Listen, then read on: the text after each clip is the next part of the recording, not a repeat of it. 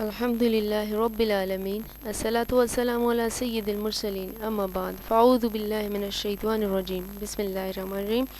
السلام علیکم ویورز، آج ہم حرکات کے بارے میں جانیں گے جو کہ ہمارے اس کورس کا سبق نمبر 2 ہوگا۔ حرکات کی قرآن پاک کی تلاوت کے دوران بہت اہمیت حاصل ہے۔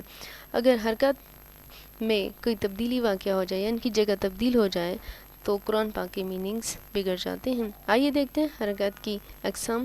حرکت کی پہلی قسم دمہ کہلاتی ہے، دوسری قسم کو ہم فتح کہتے ہیں اور تیسری قسم کسرہ ہے۔ دمہ دراصل پیش کی علامت کو کہتے ہیں جو کسی بھی حرف کے اوپر مڑی ہوئی صورت میں موجود ہوتی ہے۔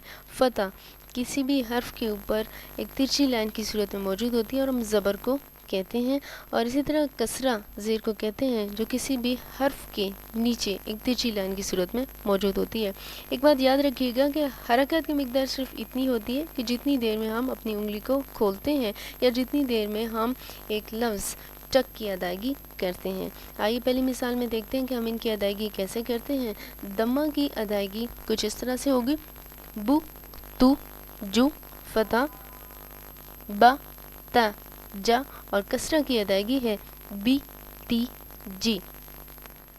مجھے امید ہے کہ آج کا لیسن آپ کو سمجھ آ گیا ہوگا، اور اللہ رب العزت سے دعا کرتے ہیں کہ اللہ تعالی ہمیں قرآن پاک کو سمجھنے اور اس پر عمل پیرا ہونے کی توفیق عطا فرمائے۔ اس خوبصورت سی دعا کے ساتھ آپ سے اجازت چاہوں گی۔ فی امان اللہ۔